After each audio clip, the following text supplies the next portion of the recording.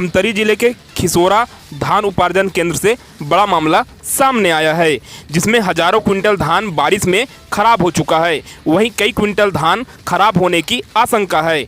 कुछ धान काले पड़ गए, कुछ अंकुरित हो गए, तो कुछ धान बारिश के कारण पूरी तरह से सड़ चुके हैं। नियमतः धान का उठाव 31 मार्च तक ही हो जाना था, पर आज 18 जून तक भी धान का उठाव नहीं हो पाया है।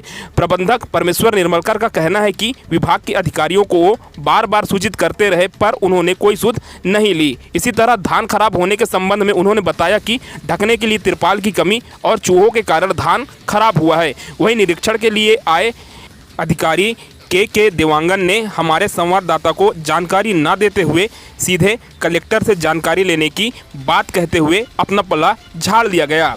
दरअसल धान खराब हो चुका है, इसलिए कोई भी जवाबदेही को तैयार नहीं है।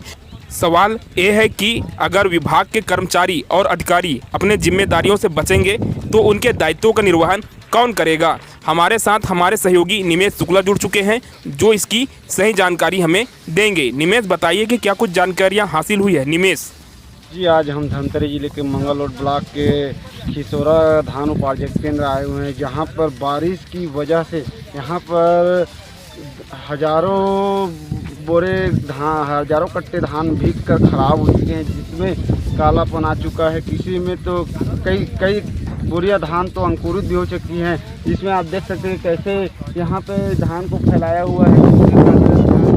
अंकुरित हो चुके हैं। इसमें खाद्य विभाग एवं सरकारी सोसाइटियों के प्रबंधक एवं जो निरीक्षण में आए हुए अधिकारी बीमो सर हैं, उनसे जानकारी लेनी चाहिए कि धान यहाँ पर खराब हो चुका है, इसके संबंध में जानकारी। तो इनमें उनका कहना है कि इस जानकारी के लिए हम बाध्य नहीं है, हम बाइट देने के लिए हम अधिकृत नहीं। इसकी जो भी जानकारी होगी वो जिला खाद्य अधिकारी एवं कलेक्टर साहब इसकी जानकारी दे पाएंगे। आप देख सकते हैं कि कैसे ये खिसोरा धान उपार्जन केंद्र में कितने हजार कट्टे धान खराब हो चुके हैं, और इसमें यहाँ पे धानों में धान अंकुरित हो चुका है और धान को ढकने के लिए तिरपाल की व्यवस्था नहीं की गई थी, और की भी गई होगी, फिर भी यहाँ पे हजारों कट्टा धान बिक कर खराब, इसकी जानकारी नहीं दे रहे हैं। साथ में जो धान खराब है इसके ऊपर शासन प्रशासन, खाद्य विभाग एवं समिति प्रबंधक के ऊपर क्या कार्रवाई करती है, आगे देखना होगी शासन प्रशासन इनके ऊपर क्या कार्रवाई करती है। धन्यवाद जी। मैं निमेश शुक्ला मध्य बोल से कैमरा पर्सन नीलाभ शुक्ला के साथ। शुक्रिया निमेश आपका। आज हम भारत में होने वाले भूख से मौत का विश्लेषण करेंगे। भारत में भूखे लोगों की तादाद लगभग 20 करोड़ से ज़्यादा है। भारत की आबादी का लगभग 5वां हिस्सा हर दिन भूखा सोने को मजबूर है।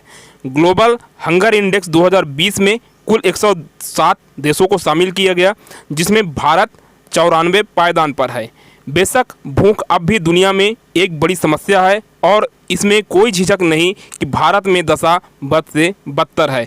हम चाहे तरक्की और विज्ञान की कितनी भी बातें कर लें, लेकिन भूख के आंकड़े हमें चौंकाते भी हैं और सोचने को मजबूर भी कर देते हैं। केवल उपलब्ध आंकड़ों का ही विश्लेषण करें तो स्थिति भयावह और परेशान कर देने वाली है। रिपोर्ट के अनुसार वैश्विक स्तर पर लगभग 690 मिलियन लोग कुपोषित हैं।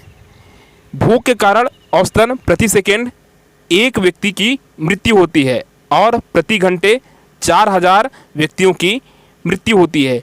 इसी प्रकार प्रतिदिन 1 लाख व्यक्तियों की मृत्यु होती है। दुनिया भर में प्रति वर्ष 62 मिलियन व्यक्तियों की मृत्यु होती है, जिसमें 36 मिलियन व्यक्तियों की लगभग 58% व्यक्तियों की मृत्यु भूख के कारण होती है।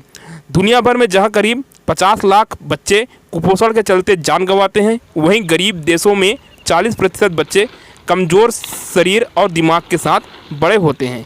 संयुक्त राष्ट्र की एक रिपोर्ट बताती है कि दुनिया में 85 करोड़ 30 लाख लोग भूखमरी का शिकार है। अकेले भारत में भूखे लोगों की तादाद लगभग 20 करोड़ से ज़्यादा है, जबकि संयुक्त राष्ट्र के खाद्य एवं कृषि संगठन यानी FAO की एक रिपोर्ट बताती है कि रोजाना भारतीय 244 करोड़ रुपए यानी पूरे साल में करीब 89,060 करोड़ रुपए का भोजन बर्बाद कर देते हैं। यह इतनी बड़ी राशि है जिससे 20 करोड़ से कहीं ज़्यादा पेट भरे जा सकते हैं, लेकिन इसके लिए ना सामाजिक चेतना जगाई जा रही है और ना ही कोई सरकारी कार्यक्रम या योजना है। इसका मतलब यह हुआ कि भारत की आबादी का लगभग 5वां हिस्सा कहीं न कहीं हर दिन भूखा सोने को मजबूर है, जिससे हर वर्ष लाखों जान चली जाती है। ग्लोबल हंगर इंडेक्स के आंकड़ों को सच माने तो रोज़ाना 3000 बच्चे भूख से मर जाते हैं। इसका मतलब यह हुआ कि भूखे लोगों की करीब 23% आबादी अकेले भारत में है, यानी हालात अमूमन उत्तर कोरिया जैसे ही हैं।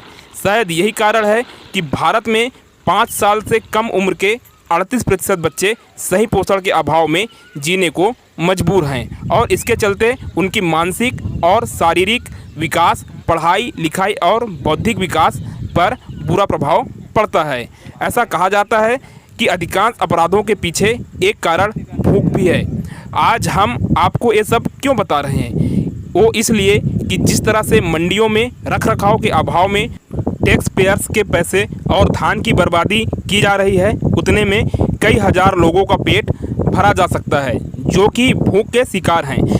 प्रशासन को इस ओर विशेष ध्यान देने की आवश्यकता है। इल्ज़ाम इस सर से उस सर टाला जा सकता है, पर परिणाम ये है कि हमारा देश खाद्यान्न से नहीं बल्कि खराब प्रबंधन की व्यवस्था से जूझ रहा है। फिर मिलेंगे किसी नए मुद्दे के साथ, तब तक के लिए नमस्कार।